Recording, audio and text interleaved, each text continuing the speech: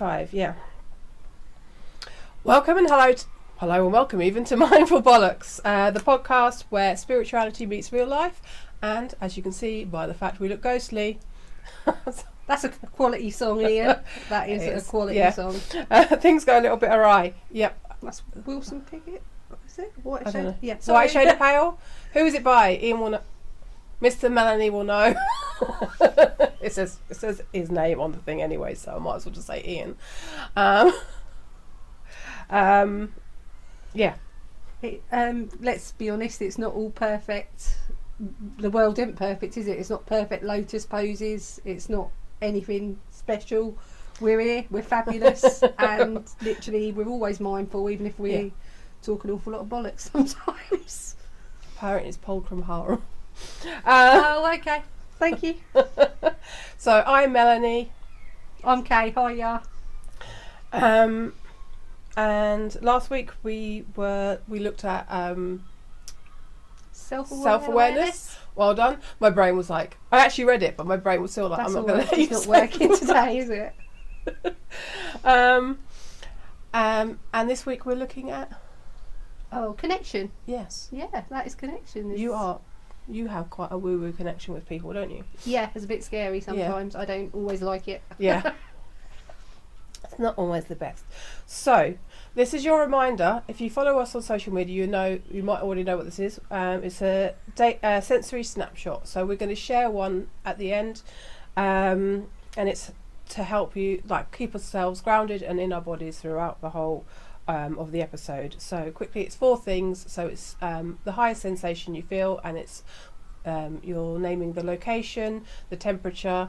Right now it's cold because we're in a garage. The movement and a texture.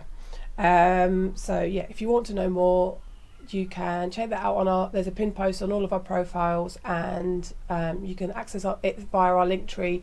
It's basically, I've done a link to every single pinned post, so you can go to your favourite social media platform and view the pin post there. This one is literally except Twitter. I was going to say, but this one is actually relevant to our. Yes. Yeah, it's incredibly relevant to our topic today. Yes. So yeah, as I said, as it says here, except Twitter, because we're not going to touch that hellhole. So, I managed to get all my things in a twist. Have you got them in a line? No, because the bit up that's the definition is up there, or it should be down here. So, the word of the week, obviously, if we're looking at connection, is connection. So, the dictionary definition, I think, is a bit fully, isn't it? Low level, and it's doesn't really fully explain what we're going to be talking about. So it's a state of being related to someone or something. In that definition, it was more like, well, we share the same surname, we're in the same family, so you're connected in that way. But that's not the sort of connection we're talking about today. We're talking about feeling. I could say connected, but that's just using the same word. That's not a definition. It's willing it, isn't it? Yeah. Not you willing it. The whole word. Yeah. It's a noun, and nouns can be used, can't they? In various ways. You've got connections. So it's 2 connections. Yeah. So it's when you feel close to somebody, I suppose. Yeah, connection, and it's we're actually going to talk as well quite a lot about the connections you form. Mm-hmm. Really, and we're connected to people even if we're not aware of it. Mm-hmm. Quite often. Yes, because you make a connection with everything that's around you. Yes, and that's where I think we should be talking about it. Well, we need connection in our lives. That's and it's something I think, from my experience. Obviously, I was in the community, and we really delved into something called limbic connection. Yeah, I've got that right in front of me at the moment. So I'm going to talk a bit about that. So we have a bit in our brain called the limbic system that's made up of 5 parts. And it's the amygdala, the hippocampus, the hypothalamus, the thalamus, and the cingulate gyrus. And they all do various things, usually a lot to do with emotions.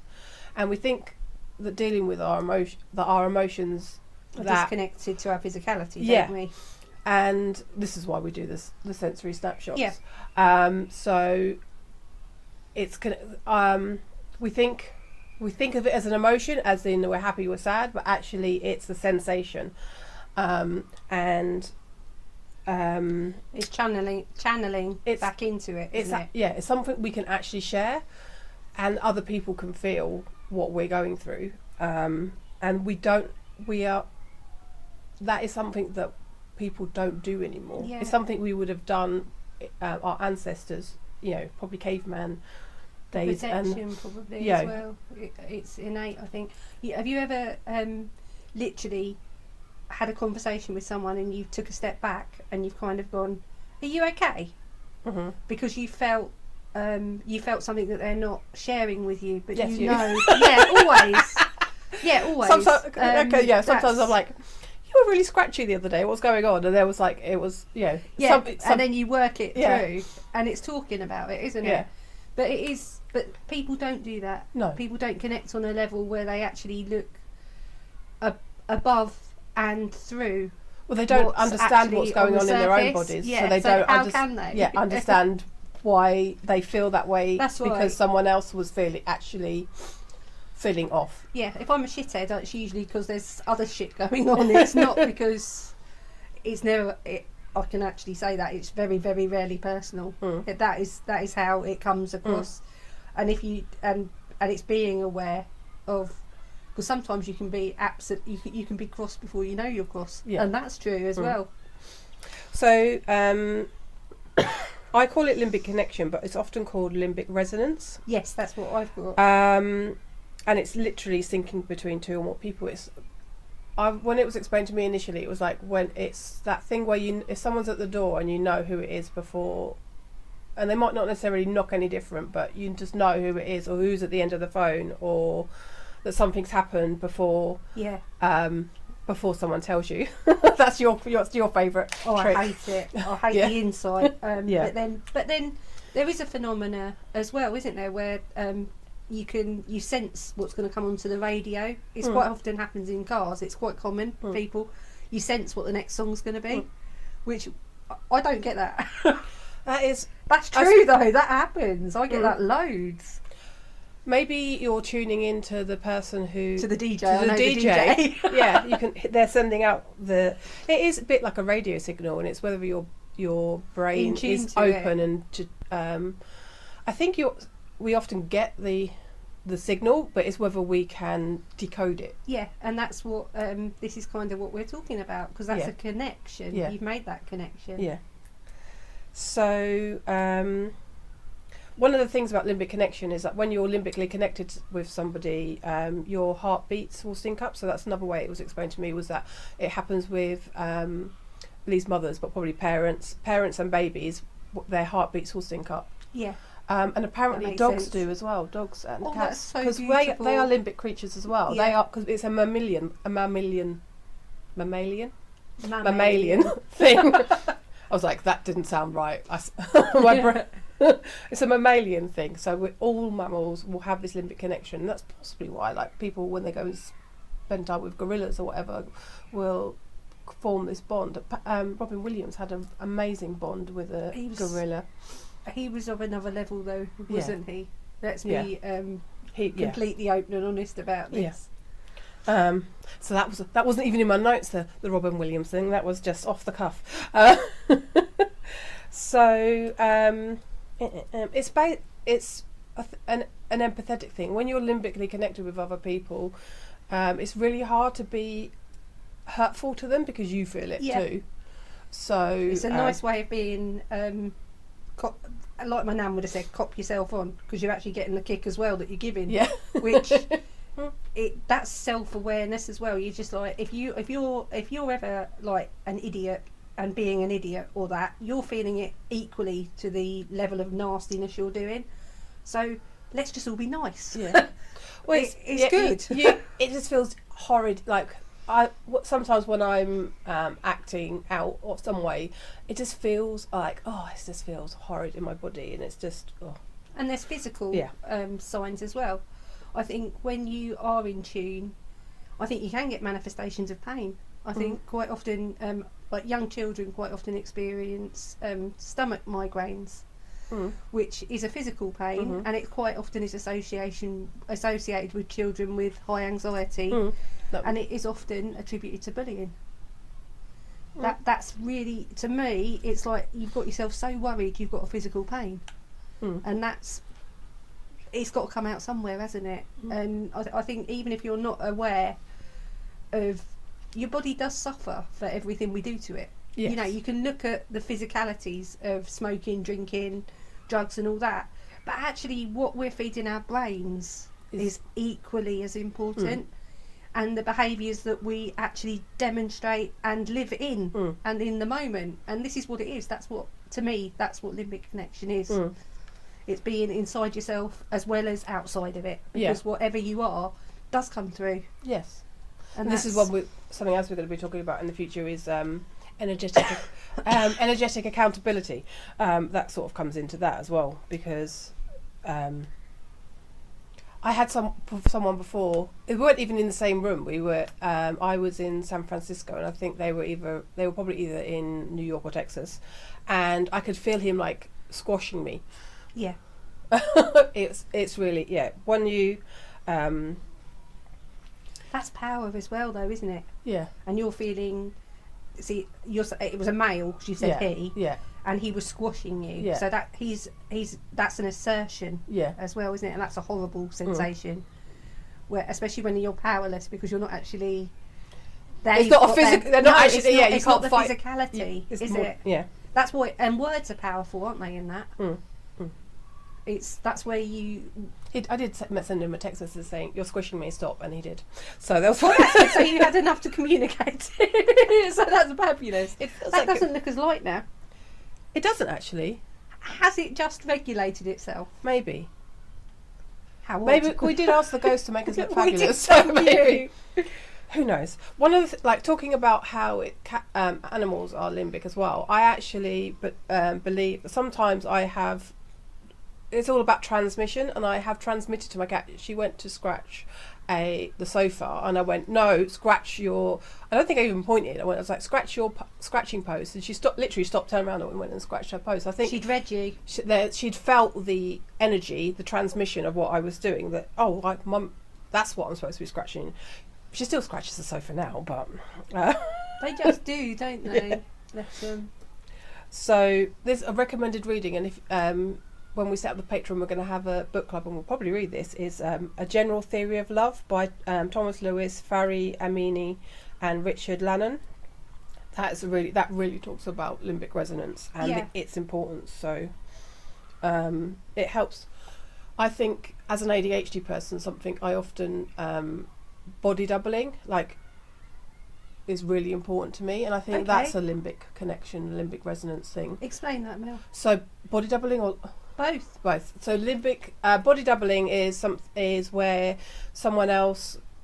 To be honest, Ian will say that he if I need to put my clothes away, he will sometimes just come and sit on the bed, and it's almost just like the act of someone being there, or sometimes it's like he's putting his clothes away or something like that. So it's like, although his clothes are actually in a different room to mine, because I have taken over them, the whole of the fitted wardrobe.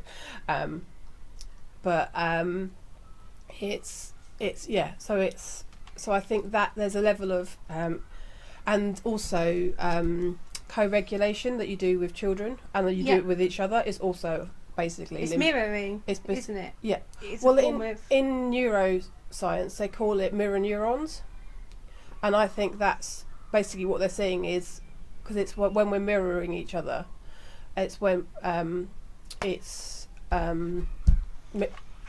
mirror neurons they're seeing is basically the limbic resonance, the limbic connection in action. And I think a lot of things they don't, because as a society we do not understand and we do not have this limbic connection in our lives anymore. It's missing from a lot of scientific experiments, psychological, and that because possibly it's because they don't know what it is. It's not. Yeah. They just so they don't know to look for it because they just have no idea. I actually was talking to I told you yesterday, I think, I was talking to this guy at a friend's 50th birthday party years ago, and he was a bit drunk and he was being quite vulnerable with me, and I was like, oh, he wants to limbically connect because of the practice of orgasmic meditation that I used to do. It really trained me to actually be able to very consciously choose to connect with someone. So I was like, I'm going to open up my limbic system and connect with him, and it was it was a really deep connection. And he messaged me afterwards and was like, what on earth happened? Because he had never... What was the conversation you had? Or was it... He was being quite okay, Mel. He was being... I wouldn't want to repeat it. It's not repeatable. He was very vulnerable about stuff in his life, so I wouldn't want to talk. So basically, and that's where often we don't limbically connect with people, because... Would you use your connection? Could you do... I mean, you could use it for good, couldn't you? Have you ever thought about therapy, like becoming a therapist? Well, I think it's one of the things... Actually, I don't want to be a therapist, but I thought, because one of the things, like in therapy and counselling, you have to build rapport and coaching, but when you can actually limbically connect with people and you understand it and you can do it, that is basically immediate rapport. Yes, yeah, that's what it is, isn't it? Yeah, it's the rapport building, but it's really understanding it on another level, biological, psychological level. So actually, I want it's to do psychological and biological, isn't it? Yeah, because you're actually it's in your brain, but your brain is also biological. The mirror neurons are firing, and it's understanding, isn't it? Yeah. It's understanding what makes us think the way we think and act the way we act. I want to teach everybody how to limbically connect, because I think it would help the world immensely. I've mentioned this previously. I've worked with children who are non-verbal, and you know, you talked about body doubling, with putting away your clothes. Quite often, to make a connection, you copy.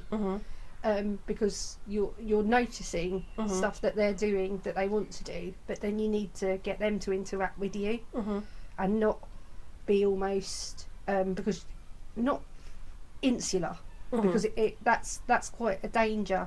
If someone's non-verbal, they communicate all the time. Everything we do is communication. But if someone's non-verbal, then you've got to work a hell of a lot harder to notice cues and keys. And also, you've got to work harder with your mannerisms, and a good way to connect with someone who is non-verbal is to copy.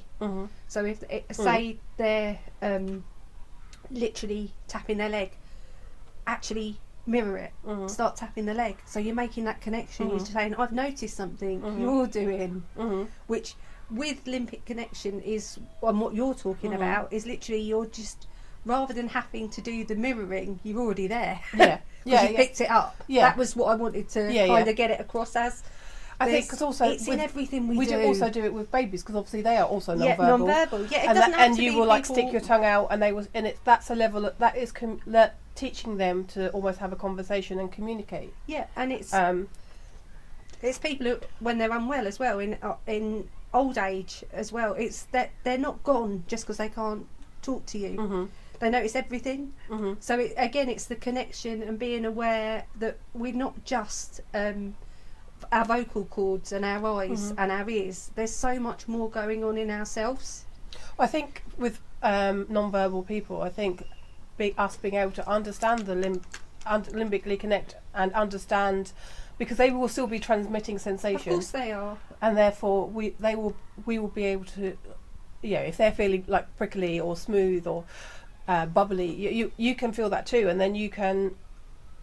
That is a level of communication. Of course it is, and then you can actually equate and understand their needs better.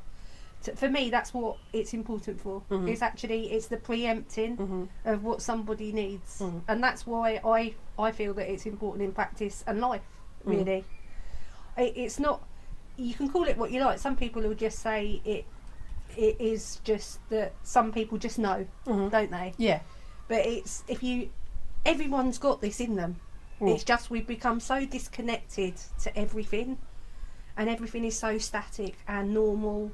And we've said it as well, because people call us a bit woo or witchy or whatever else, but a lot of it is just intuition and reading signs. And I think that's the same for some people who do some practices, and we've mentioned this before, where they read into what they're seeing, and it's just that they see stuff that is there and interpret Yeah. it. Well, I've done tarot reading.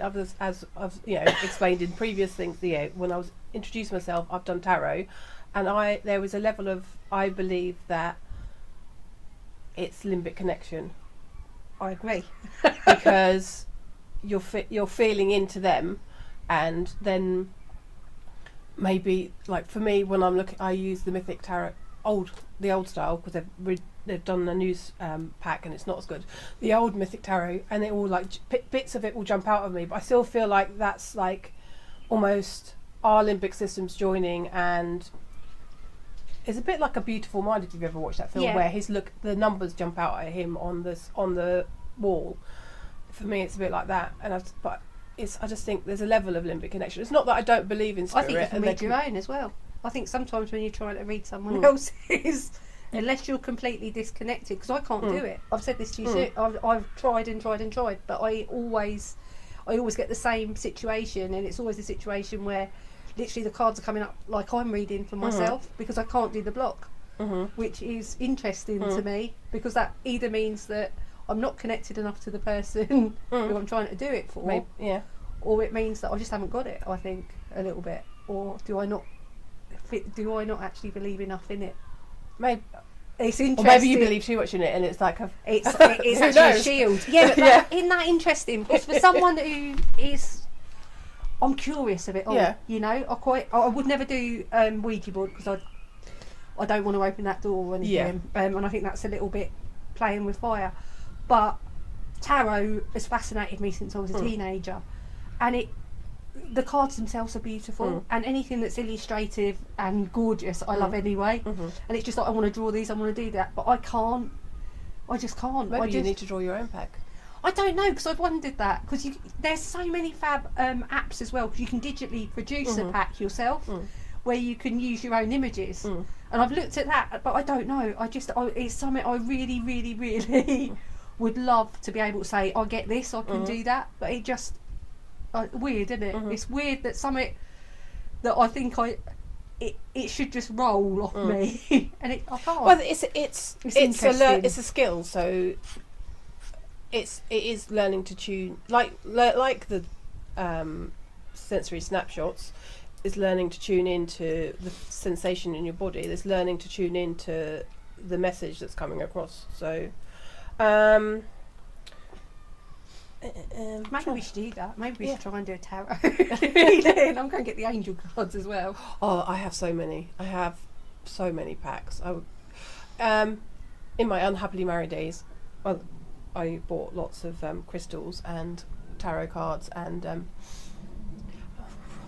I now feel me, because I was unhappily married. But the crystal thing gets me as well, because there is a very different charged crystals. I do believe in when they're charged and you've actually given them energy, but that is not what people sell 3 for £5 as. No, and that kind of but you can charge them yourself, can't you? Of course you can, and So that's actually better. Yeah. But when they're I think that's a bit of poor practice, and it's actually watch what you're buying. Yeah. Well, everything absorbs energy. Yeah. So therefore, you're thinking about actually, I bought unconsciously and didn't think about that sort of stuff. But the way that it's another, you interpreted it's another capitalist thing. So people are selling. So they're then not actually being they're not mined in a very ethical way. So the energy around that isn't actually very nice. If you actually look at it that way, So, and I think for me, like some people, I like the science as well. Yeah. Well, some of them, like bismuth, it is something that it's not a naturally occurring. I don't think it's a chemical reaction. It's a chemical reaction that then grows. So how cool is that? Actually, I've actually seen them. I'd actually love that better, and all the energy that I give to that as well, because it's just like I grew that. Yeah. Also, but then there's also, like you said, like agate is also something that isn't is usually not actually very bright, so they then dye it, and I'm like, don't like that. It's supposed to be a natural thing. You might as well just go and get a stone and paint it with nail polish if you're going to fuck about like that, hadn't you? A little bit, yeah. Really. So moving the connection thing onto sort of the culture war, because one of the things we were going to talk about is culture wars. I've got loads on that. I don't know what to say really. We're 1 o'clock.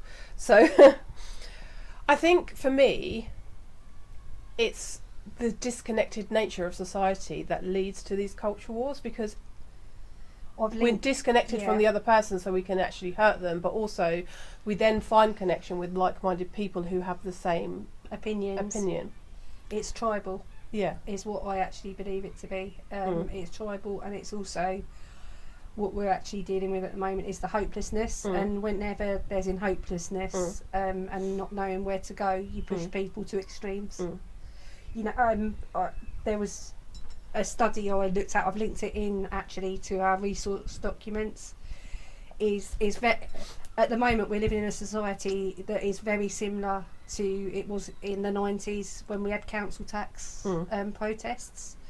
It's poll tax, it was poll tax. And there's a fabulous poster of, I think it is in Downing Street, and it just says "Give Thatcher the axe," and it's about poll tax. And we're actually in that little in that level where people have had enough, haven't they? And it's hopeless. You know, I think the stand that we've had where the income tax increase that we were expecting didn't happen is actually incredibly telling. That it had happened, I don't know what, I think we would have had pushback. But I think at the moment, because we've had a conversation before we started this stream, that things have got to change, haven't they? But nobody really knows where to go, and I think unfortunately people are getting pushed to extreme parties and people who would never have dreamt of going towards those extreme parties are doing that. Because in our local town there was actually on Saturday a reform tent up. Oh really? Yeah, and we've had a spate of break-ins, and Reform actually attended the town centre yesterday with councillors who is representing Reform, I think, in Hamel, I think he is, in the town. And it was very, very publicised, and it is what it is at the moment. But it's people who just don't know where, because like we spoke about last week, there's no clear divide between socialists anymore. No one's clearly working with each other, are they? And everyone seems to be either polar opposites or arm in arm. There's no. Well, I think the main parties now have moved. The boundaries are so slight. Was it one of the words that we're going to look at is Overton window? So yes. I need to, and it's moved very much to the right, I think. And yes, politics right now is very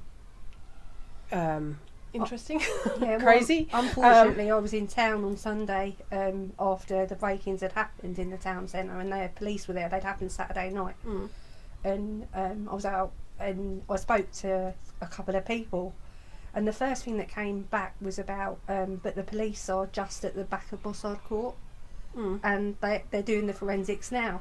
But I think what people just see things instantaneously. They're not thinking actually that it's got to be planned. You know, it was all cordoned off. It wasn't like anything had been corrupted.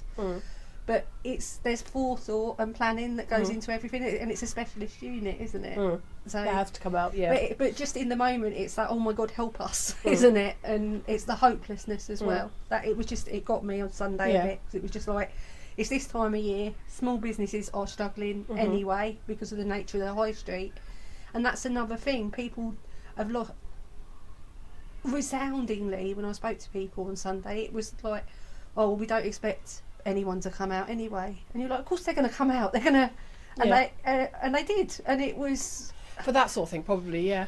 But I was talking at the weekend, and we were saying that, for a lot of house thefts, they don't. You just get a crime number. You just get a crime number for your that's so frightening. For your insurance. That's one thing that really frightens me, is like the home invasion thing. Like people coming into your house when you're actually there. Yeah. I've been out here recording on my own when I was doing the ghost stories, and I would always have the ring on, but not have my not have it so that you could hear it. And sometimes, like, even looking back at me, I can catch myself watching and glancing at my phone as if like, right, okay, we're okay. Yeah. We're okay. But that is one thing that really frightens me. It's the fact. Yeah, well, that's what a lot of the far right parties are capitalising on, is fear and anger, and sort of the negative, and boosting that really. And there is unfortunately there is a connection in feeling angry about something, and you fight can yourself, don't you? And then you can direct. They're using it and directing it away from where it should be. Which is a class war. But that's where the social tension is that we've got now, isn't it? Is within the class war. I talk about it an awful lot, that you've got work in poverty. On Monday, my mum's working a lovely little charity shop job now, and I walked to meet her on Monday, and I walked past our local food bank, and it wasn't open yet, and I'm not joking you, it was backed right the way up. Right, and you know when you've got to catch yourself, I literally caught myself and I thought, Christ, I'm so lucky, because I'm meeting my mum, we're going to have a lovely chat, and then we're going to have a quick walk round Waitrose and get some bread. And these guys are queuing for their dinner. Especially now, this sort of weather today is and there's people freezing. in that queue who I knew, and there's no judgment, no nothing on anything, and there should never be. No. But everything in me was like, how do I help? That's what it just, I'm getting upset. It resonated with me because it was like, silly cow. Not a silly cow. Yeah, but how?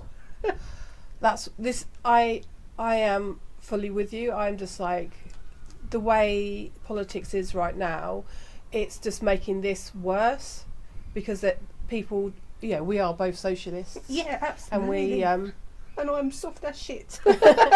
And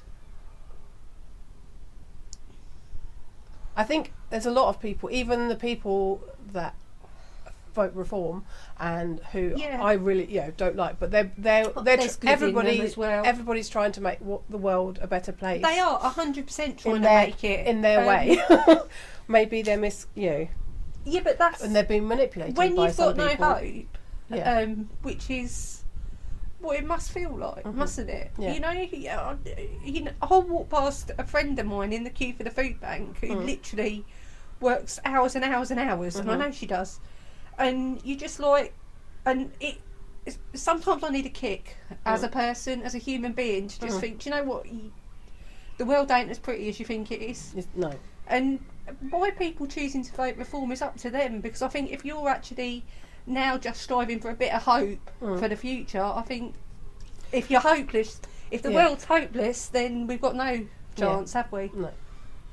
I think the issue with people like reform are manipulating people, because they're actually going to make the world worse for people. But the mess we're in at the minute as well, I can see why people are just panicking.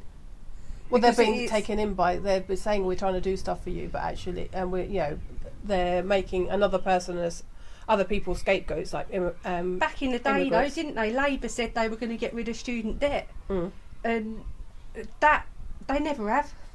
We've got a Labour government now, haven't we? And I know policies change with the Prime Minister, but education shouldn't get you into debt. If you want to better yourself, but it's good for the country. On the stairs, I've got my OU prospectus came this morning, because I'm looking at doing a criminology. It's a mixed degree. It's criminology, and I want to look at accountancy as well, so I can do two elements together and do it over 6 years.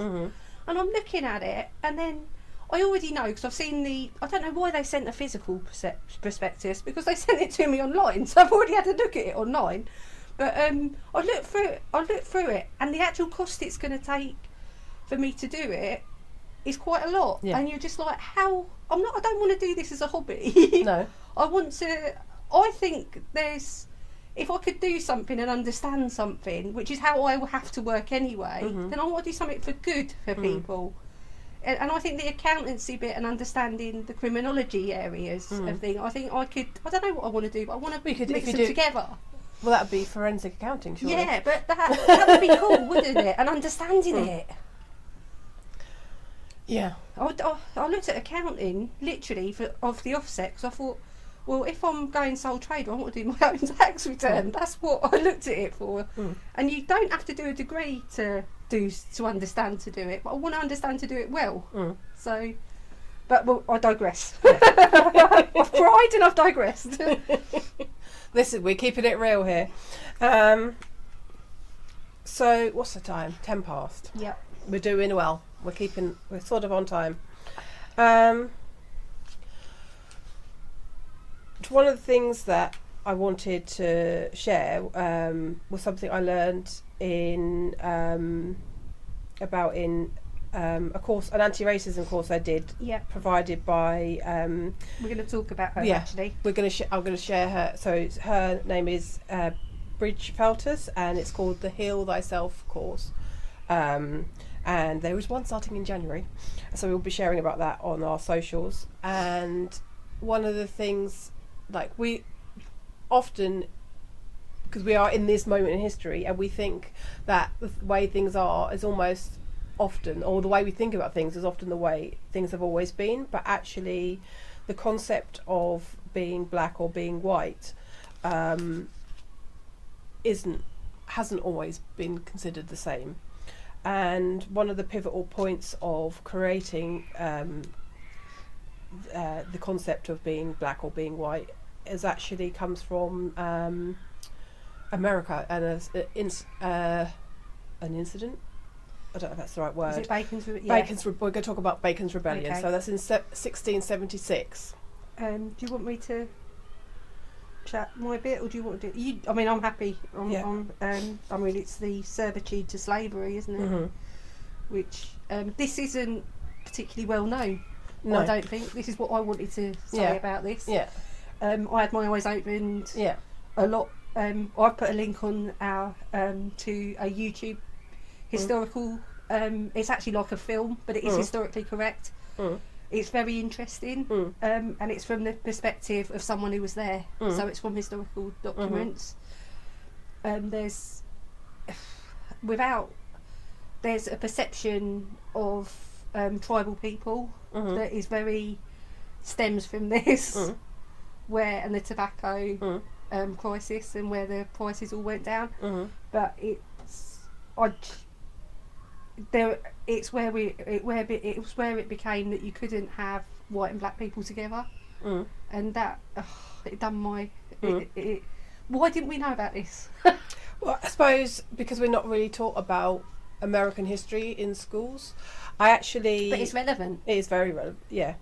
So a lot of my information, I'll put it on as actually it's actually for teachers. It's called facinghistory.org. And most of my information about this has come from there, there's a whole section of which this bit is one. So it's basically creating the other. So it's part of the resource library of we and they. So it's creating division, basically. There was actually in the 60s I think last week we were talking about crazy. Dodgy psychological experiments, but there was one where they had a load of boys where they got them to do a quiz on what images they liked, and they had pictures from Kandinsky and Klimt. I think it was Klimt, and they then at random didn't even look at the surveys they did. Just put them into groups of you like Klimt and you like Kandinsky, and they were able to get them to hate each other just based on the fact that they liked a different artist more, that they actually didn't like. They didn't even. That's planting the seed, isn't it? That's how easy it is to actually create division in people by just creating this us and them, and that's what is happening in our society right now. So I wanted to say Bacon's Rebellion. Bacon is a person, Nathaniel Bacon, and he was a wealthy white property owner living in Virginia, and he was related to the governor William Berkeley, but they actually disliked each other, and were really arguing over the colony's policy on the indigenous people who had been raiding them, whereas the governor was more peaceful, believe it or not, for Bacon actually wanted to attack the indigenous people in retaliation, with his ultimate aim, as wealthy white property owners, was and is to expand his property and to help other white wealthy owners expand his their properties. But actually, up until this point, a person's status and power was actually not dependent on their skin colour or a notion of race, but actually what their religion was, and whether they actually owned property. That's right. They were promised land as well, weren't they? Bacon then, because he wasn't getting his own way, he then formed a militia of white and black indentured servants and enslaved black people. This is 100 years, isn't it, before before America came to be America, really, isn't it? Yes. Yeah, so this is how far back we're going. Yes. We're 1600s, aren't we? So it was when the colonies were first forming, basically. And Bacon promised to... He got all... basically, because they were... so the poor... indentured servants and the enslaved people came together. He manipulated them, and the enslaved people were promised freedom. So I want to quickly talk about the difference between enslaved and indentured servants. So an enslaved person is considered property, and not a human, so they have no rights and no standing. They're usually taken without consent from their country of origin, and they are tied to the enslaver permanently, and so are their children. So if they ever have any children, they then become the property of the enslaver. Whereas an indentured servant is still considered a human and has rights, and it's usually they're there to pay off a debt, because usually in America, when it was America, there wasn't Turtle Island, because I think that's what that's what it was. That's what the indigenous people call it. It's like often to pay for passages to get there, and then it was like a contract. After so many years, they were granted it's freedom. Jamestown, isn't it? Yes. Yeah, it's Jamestown.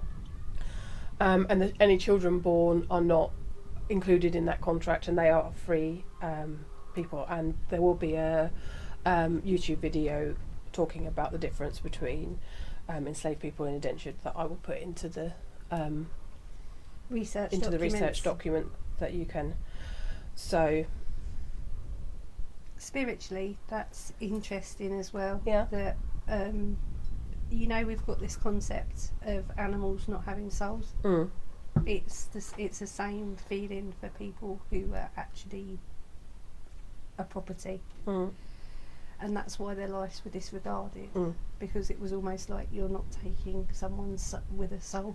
And how awful is that to think that I know I'm soft in anything, and I'm probably going to cry again, but to think that someone's life can actually be disregarded to the level that they're soulless, that's horrific. Well, the enslavers could actually legally basically beat the enslaved people so bad that they killed them, and it was like, well, you're destroying your own property, sort of thing. And it's just so basically, Bacon formed this militia. So when I did this before, I hadn't fully grasped the concept of I thought Bacon was this. He was trying to.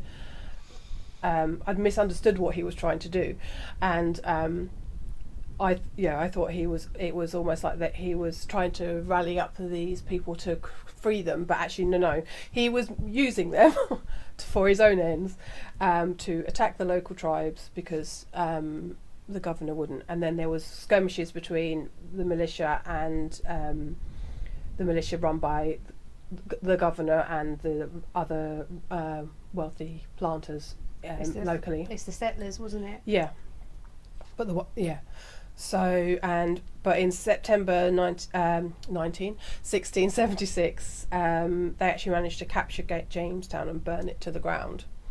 But actually, within weeks of that, Bacon actually died of fever, and the rebellion collapsed.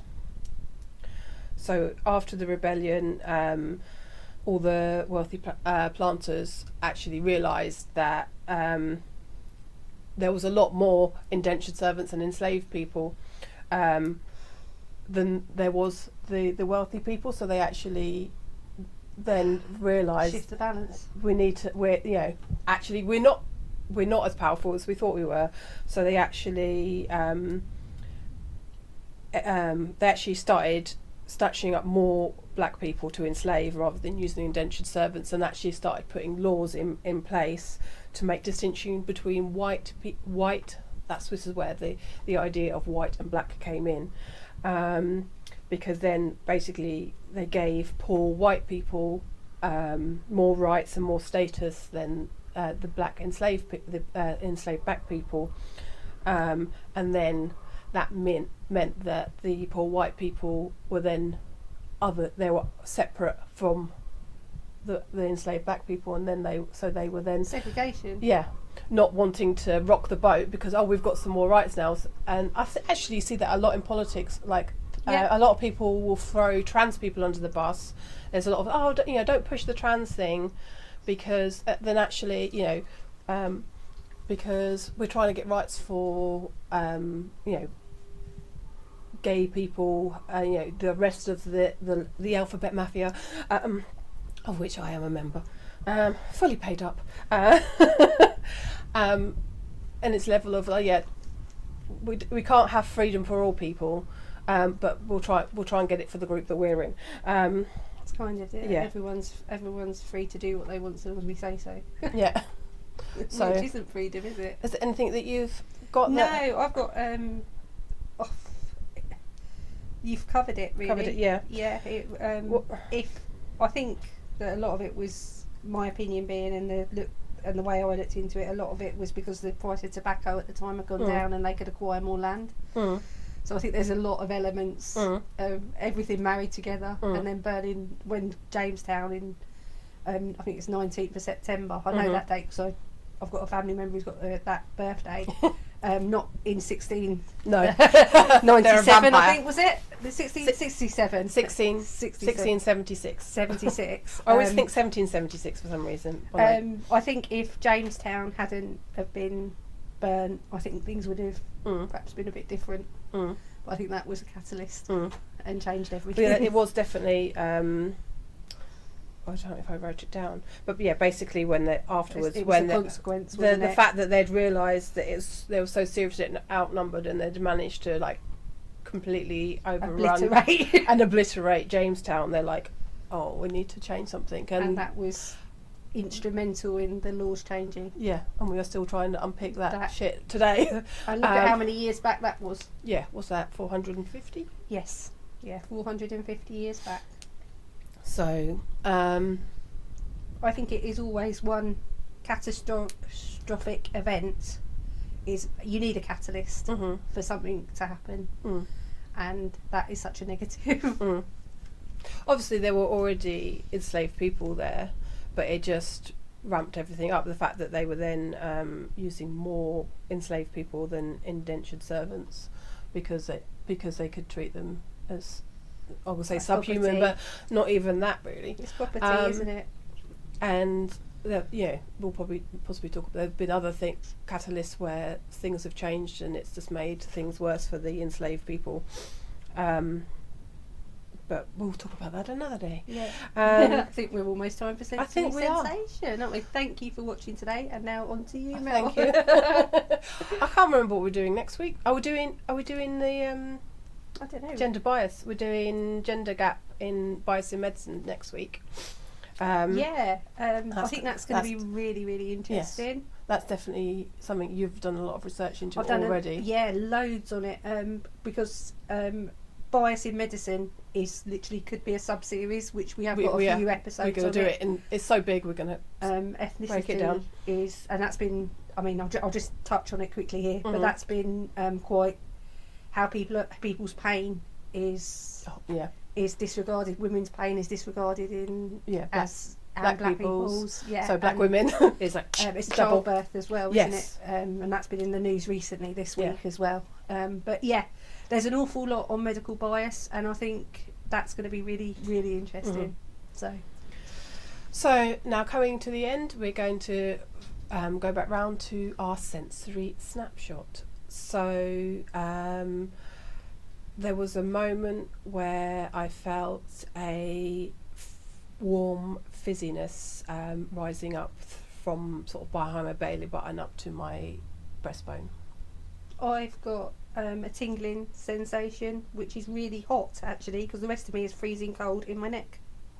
Yeah, and it's in the back of my neck, and I am touching it, and I shouldn't be, but I'm aware of it, and it actually is quite soothing to touch it. So and that's where we are. Thanks very much for watching. Thanks for joining us, and we'll see you again next week. Bye bye, guys. Bye. See you later.